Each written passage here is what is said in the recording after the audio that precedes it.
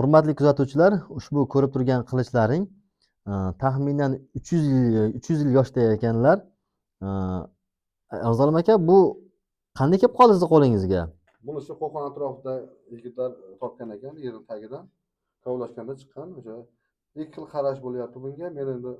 Meni qiziqqanim uchun ular meni tanigan, bilgan. Albatta men buni o'sha ularni rozi qilib sotib oldim. Baribir eskilik ko'rinib turibdi.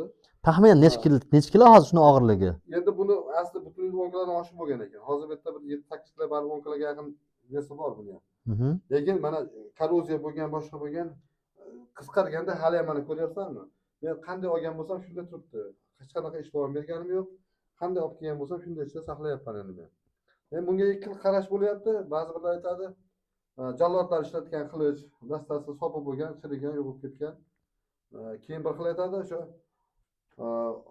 otlarni yoniga osib yurgan odamlar qo'rqitish uchun degan bir qarashlar ham bo'lyapti endi. Ya'ni men tarixiy nimaga bir olimlarga ko'rsatganim yo'q, buni bir tarixiy ilmiy nimaga yondashganim yo'q hali. Agar tomoshabinlarimiz orasida ushbu qilish haqida ma'lumotlar bo'lsa yoki qarashlar bo'lsa, izohlaringizni, fikrlaringizni yozib qoldiring. Biz bilan ma'lumotlaringizni ulashing. Hozir yana bir qilichga ko'zim tushdi. Mana bu yerda, hurmatli kuzatuvchilar, bu ozgina nafis ishlangan ekan. Mirzolim aka, shu qilich haqida ham ozgina ma'lumot bersangiz. Bu endi bir 100 yil atrofidagi qilichimiz. Men endi bir og'aynim shu yerga bir hadya qilib ketdi. Alloh rozi bo'lsin u insondan. Men endi buni saqlayapman. Endi bu bari milliy qilishga o'xshayapti, lekin milliy qilish o'zimizning milliy nimalarimizga o'xshayapti. Chunki o'sha yoysimon ishlangan. Shu nimamiz turibdi endi muzeyimizda bu narsa.